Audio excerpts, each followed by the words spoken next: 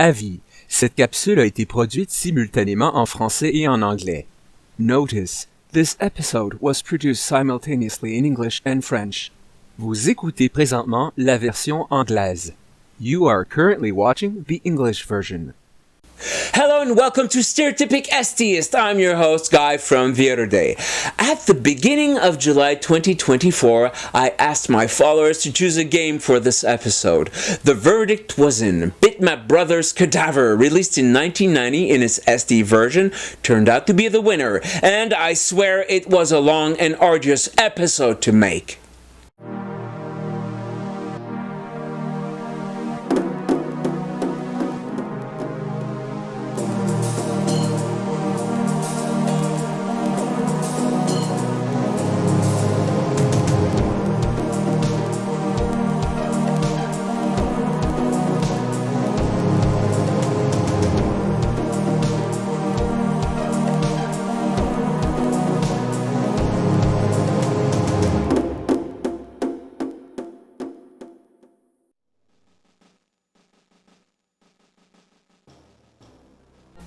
Before digging into the game, I'd like to take a moment to tell you about the company behind it, the Bitmap Brothers.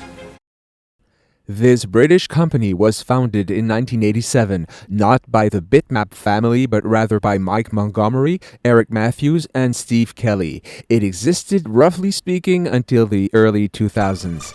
One of the first games, if not the first, they made under the Bitmap Brothers banner was Xenon, a classic shoot-'em-up with an overhead bird's-eye view. I think that the character you see at the start of the level is Eric Matthews.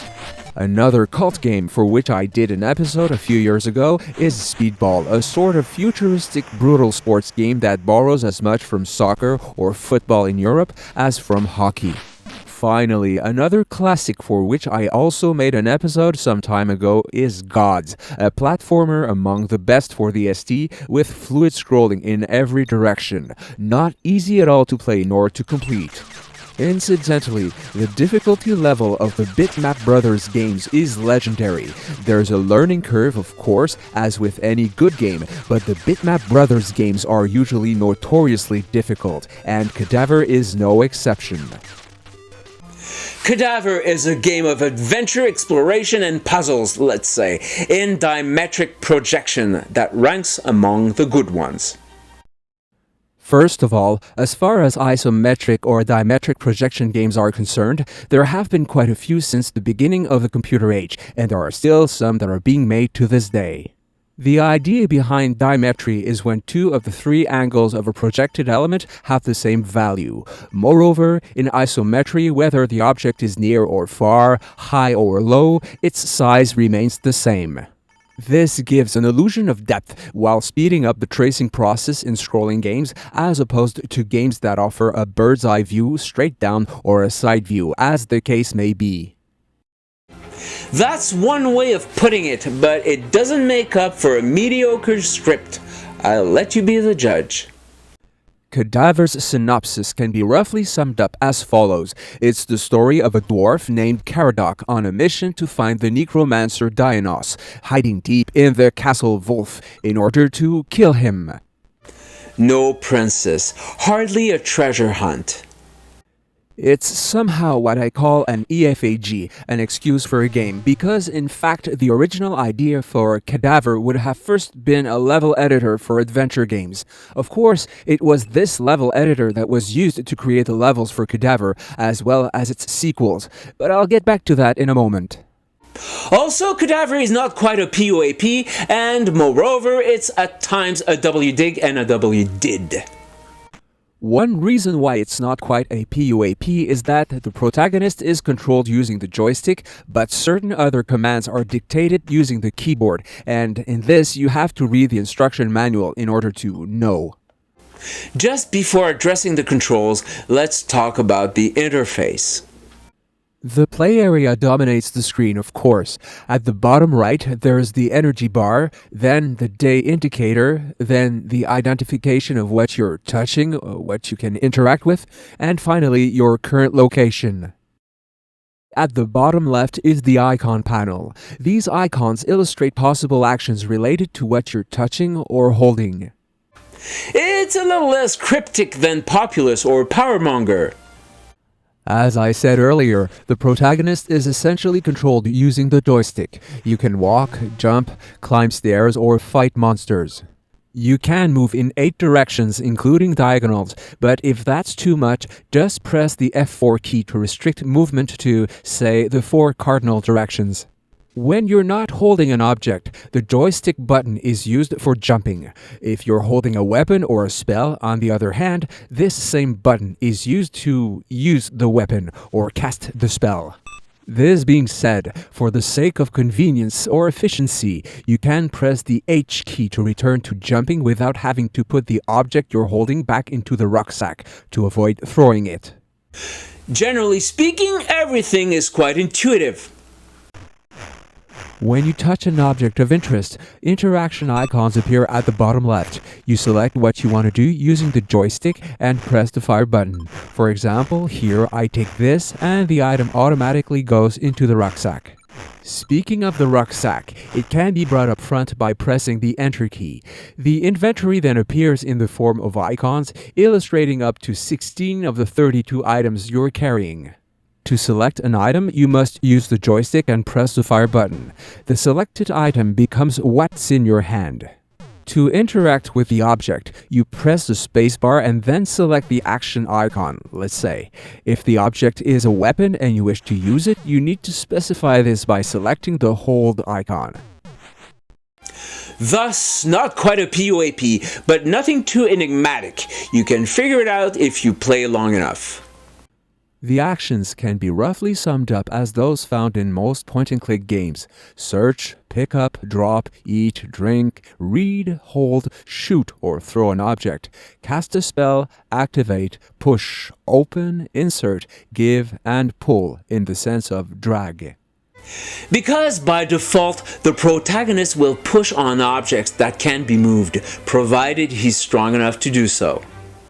Although most of the time the link between an object you're holding and the action you can perform with it is self-evident, in some cases it's not. It's trial and error. Also, using the wrong object in the wrong place can mean losing the object forever. To this end, it's best to save the game on a regular basis by pressing the S key to save, and of course L is used to load a game or save state into memory. One of Cadaver's impressive feature is the size of Wolf Castle. The latter is divided into separate rooms that can be accessed via openings or doors. Officially, there are over 450 locations or rooms in total, although I only counted 355 if we exclude the payoff levels. Anyways, doors and openings are usually clearly marked, even those located close to the player's point of view. To find your way around, you may press the F1 key, which brings up a map of the level you're in, showing the rooms or passages you've accessed so far. Although the fact remains that it's easy to get lost the first time you play. In some rooms, you may encounter monsters that are already there and waiting, or some that will appear depending on whether you move objects or activate mechanisms. Usually, these monsters can be killed with a few assaults or shots, such as a few stone throws, but sometimes this isn't the case. On the other hand, running into a monster often makes it disappear, but drains your energy. Our life points or hit points can be partially restored by drinking potions or regenerating water, but these resources are limited. Hence the importance of saving the game from time to time.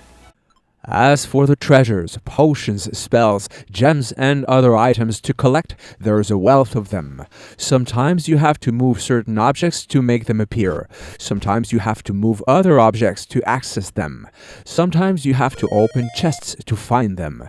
Sometimes these chests are locked or have traps in them.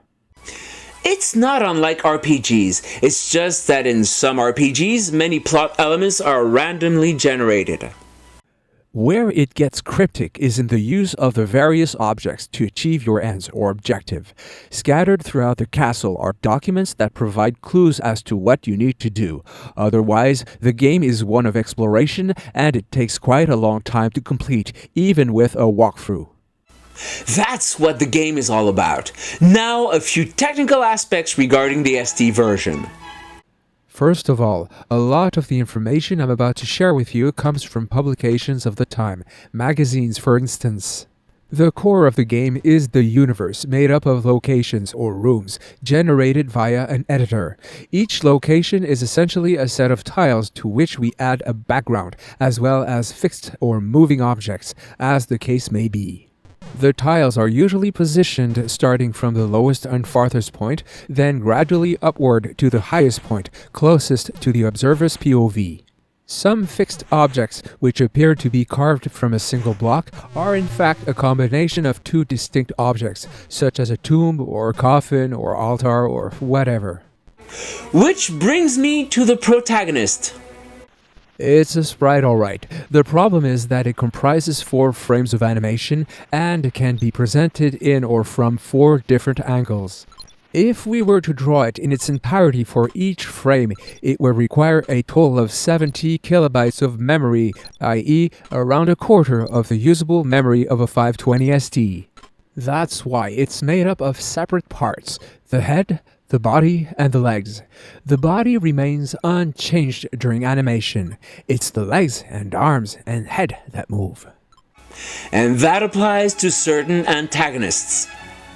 The animation is generally fluid. Also, you don't have to wonder where exactly you are in the dimetric universe, although there are occasional glitches. Besides, interacting with certain objects can be a little tricky at times. If an object is on an altar, for example, you can't simply walk up to it and pick it up. You have to climb onto the altar to reach the object. So for this, I would have opted for something more logical or obvious. For instance, standing in front of several objects all clustered would bring up a menu from which you could choose what you want to take. But anyways, this leads me to ask this question immediately rather than at the end. Are there other aspects in which we could have done better? Very few, in fact. Certainly, rather than considering a specific object to have only one purpose, I would have opted for something more permissive. But this is a minor detail. Otherwise, for spells, rather than having to select one from the inventory to the detriment of the weapon you're holding, I would have instituted an auxiliary selection system, and a key on the keyboard would have been used to cast the spell, rather than the fire button. Caradoc has 2 hands after all. Now, a few more technical aspects specific to the ST version. From a visual perspective, it's almost a Bitmap Brothers signature. Rather than having lots of colors and few variations, there are fewer tones but more shades, giving the game's visuals a metallic look, so to speak. This was true for Speedball as it was for Xenon 2. It's an editorial choice that I approve of, considering that on the ST you can change the colors from one setting to another or from one screen to another, thus giving the impression that there are more than 16 colors for the whole game. You can also change the color assignment for each vertical scan line during the vertical blank, although this may affect performance, which is why it's usually done strategically. Speaking of performance, sound-wise regarding the ST version, only the tone channels are used during gameplay, while the introductory music along with the title screen is digitized. It's a pity because the Atari ST would have been able to dock the Amiga version regarding sound without this having a big impact on performance. I still can't understand why the developers didn't bother. It's certainly possible that we refrained from using the aperiodic noise channel due to memory constraints. A single-second sound effect of acceptable quality requires 8 kilobytes of memory, so 10 effects would have required 80 kilobytes, thus more than a quarter of the usable memory of a 520 ST. In fact, for one of the Amiga versions, the sound effects alone require 360 kilobytes of memory. So in terms of sound, the Amiga wins out, but for the rest, it's a pretty good match. That said, how does Cadaver compare with other isometric projection games of the time or era? In fact, it's one of the best for 1990 in terms of visuals, sound for the Amiga and PCs running DOS versions, as well as gameplay regarding all platforms. For me, it's the example to follow or replicate, the point of comparison, the game that defines how high the bar should be set. Yes, there's been worse before and better after, but really on the ST, for someone wishing to be initiated into the genre, I'd say start with Cadaver. It's of course appropriate at this point that I talk about competing versions of Cadaver, at least some of them. I mentioned this one earlier, but I'll come back to it now. The Amiga version is very similar to that of the ST, except for sound, and it's a shame because the ST could have matched the Amiga version as far as digitized sound effects are concerned, even if it meant cutting back on quality. Goes without saying also that the DOS version running in VGA mode competes very well with the ST and Amiga versions. As for the digitized sound effects, it all depended on whether or not you had a sound card, and if so, which sound card. And there were sequels to Cadaver, in fact, extensions to the original game. In fact, because the core of the game consists of a succession of levels defined using an editor, it was easy enough to create other universes, which brings me to Cadaver's replayability, a topic I've been pondering throughout the scripting of this episode. Considering the size of Wolf Castle, it might be worth attempting a speedrun, lasting a few hours. After all, once you've completed the game and know what's where and what it's used for, and where to go, it's a case of rinse and repeat. Otherwise, in addition to the scenario, I would have tried to incorporate a random mode into the game, as well as a level editor, but especially a random mode, so that each game would be different from the previous. Just before concluding, I'd like to make an addition relating to an earlier episode in light of a comment from a subscriber to my channel. It's about OIS, a classic shooter released in 1987. To maneuver the shuttle, it's possible to use the keyboard rather than the joystick. In this case, the Z and X keys are used for rotation, right shift activates the thruster, the period and slash keys are used to fire projectiles or nova bombs, left shift activates the shield, and the spacebar is used to refuel. This was today's episode. As always, thanks to my patrons. If you'd like to support me, it's easy and the link is in the description. Also, like, subscribe, share, and don't hesitate to let me know in the comments your impressions regarding Cadaver or other isometric games you like. If you've already played Cadaver, did you complete it without a walkthrough? Otherwise, if there are any games you'd like me to talk about, please let me know. I'm Guy from the other day. See you soon.